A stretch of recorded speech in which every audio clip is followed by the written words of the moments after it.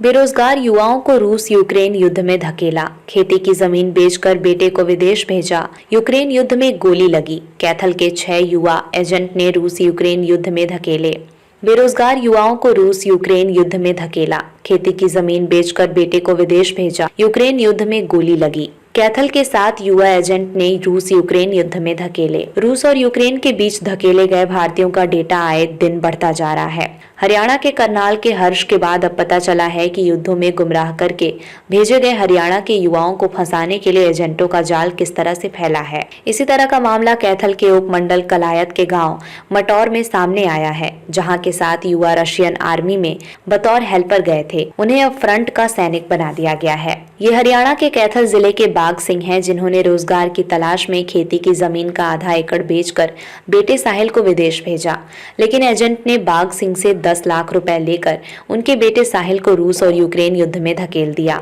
दोनों देशों के बीच चल रहे इस जानलेवा युद्ध में उसके बेटे को गोली लगी है, जिसकी जानकारी बाग सिंह को कुछ दिन पहले मिली है। रूस और यूक्रेन के बीच चल रहे युद्ध में इन बेरोजगार युवाओं को टारगेट करके ही विदेश में अच्छी सैलरी का प्रलोभन देकर भेजा गया। साहिल के पिता बाग सिंह को भी यही बताया गया था कि उनके बेटे साहिल को सामना लोडिंग और अनलोडिंग करना है, लेकिन कुछ दिन की ट्रेनिंग के बाद उसे जबरदस्ती यूक्रेन के खिलाफ युद्ध में उतार दिया। बेरोजगारी के कारण मैंने अपने बेटे को विदेश भेजा था ताकि उसे रोजगार मिल सके, लेकिन उसे वहां काम नहीं मिला तो एजेंट ने उसे आगे भेज दिया। अब वो युद्ध में फंस गया है, उसका फोन जब्त कर लिया है, उसके पाँव में गोली लगी है। हम चाहते हैं कि वो वापस आ जाए। एजेंट को हमने आधा एकड़ बेचकर 10 लाख रुपए देकर उसे विदेश भेजा था। एजेंट ने हमें बताया था कि सिर्फ सैनिकों का सामान लोड और अनलोड करना है। मैंने अपने बेटे के लिए आधा एकड़ जमीन बेचनी पड़ी ताकि उसे विदेश में भेजकर रोजगार मिल सके। रशियन आर्मी की वर्दी में गाड़ी पर लगाई गई ये फोटो गर्व का प्रतीक थी, लेकिन अब इसी फोटो से मदद मांगी जा रही है। गाड़ी की सफाई कर रहा ये युवक कैथल जिले का अजय है, जो खुद की टैक्सी चलाकर परिवार का गुजारा करता है। परिवार के अच्छे गुजारे के लिए इन्होंने एजेंट को 10 लाख देकर भाई को विदेश भेजा, जिसे जबरदस्ती रूस और यूक्रेन के बीच चल रहे युद्ध में धकेल दिया गया। मेरा भाई रशियन आर्मी में गया है, हमारी अब उससे कोई बातचीत नहीं हो रही। उसने आखिरी बातचीत में बताया कि वो लड़ाई में जा रहा है। हमारे गांव के एक दूसरे युवा को युद्ध में गोली लगी है, जो अब अस्पताल में है। वो हमसे वहां से निकालने की गुहार लगा रहे हैं। एजेंट ने हमें बताया था कि वो 8 महीने में वहां पर पक्का हो जाएगा। विदेश भेजने के नाम पर एजेंट ने हमसे 10 लाख रुपए लिए थे। उनकी मदद के लिए मैंने एम्बेसी को ईमेल करवाया है। मेरी आखिरी बातचीत 12 मार्च को हुई थी। मोटी सैलरी और चमचमाती लाइफ स्टाइल वाली नौकरी के लालच एजेंटों ने धोखे से कई भारतीयों को रूस यूक्रेन के बीच चल रहे जानलेवा युद्ध में धकेल दिया है। मेरा भाई बेरोजगारी के कारण यहाँ से रूस गया था। एजेंट उसे ट्रक के सामान लोड करने की बात कहकर लेकर गया था। वहां जाने के बाद मेरे भाई से रशियन भाषा में एक कॉन्ट्रैक्ट साइन करवाया गया। उसके बाद उसे युद्ध जोन ले जाया गया। उसके बाद हमारा उससे संपर्क टूट गया।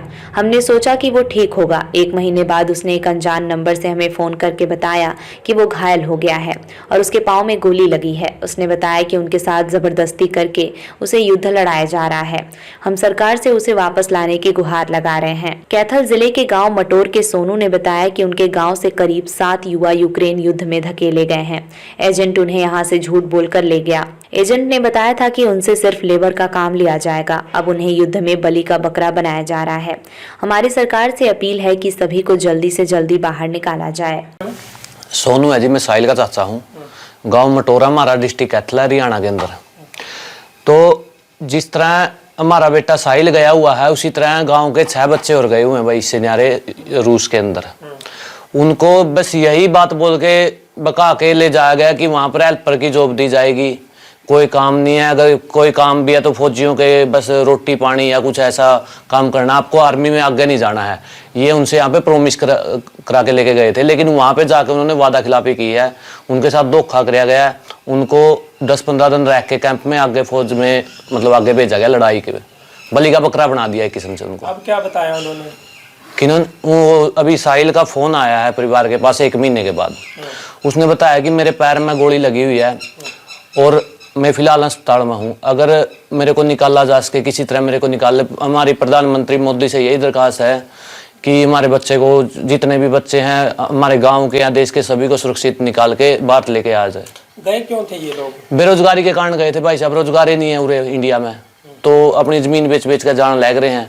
अगर यहाँ रोजगार मिलता तो विदेश में क्यों जाते। अमन। हाँ, अमन क्या हुआ आपके भाई के साथ? जी मेरा भाई बेरोजगार के कारण यहाँ से गया था रूस। वो एजेंटों ने हेल्पर के तौर पर कह के यहाँ जैसे ट्रक लोड करना है या और कोई काम है छोटा मोटा ऐसे कह के वहाँ यहाँ से लेके गए थे। वहाँ पर जाके उन्होंने कॉन्ट्रैक्ट साइन करवाया उससे, वो रूस लैंग्वेज में था, उसको समझ नहीं आया, उसने वो साइन कर दिया। उसकी 15 दिन ट्रेनिंग वहीं पर चली। 15 दिन के बाद उसे कहीं और ले जाया गया। उसने हमें बताया था कि मुझे आगे ले जाया जा रहा है। उसके बाद हमारा कांटेक्ट उससे खो गया, उससे कांटेक्ट नहीं हो पाया। हमने सोचा वो ठीक है। जैसे जैसे दिन बीते 1 महीना निकल गया। उसका 1 महीने के बाद किसी अनजान नंबर से फोन आया कि वह अस्पताल में है और घायल की स्थिति में, उसे गोली लगी है पैर में। हमने उनसे पूछा क्या कुछ रहा, कैसे हुआ ये सब, तो उसने बताया उनका यहाँ पर ये जोर जबरदस्ती करके हमें यूक्रेन ले गए और वहां पर उनसे लड़वाई करवाई फ्रंट जोन पर। तो फ्रंट जोन पर लड़ाई करवाई।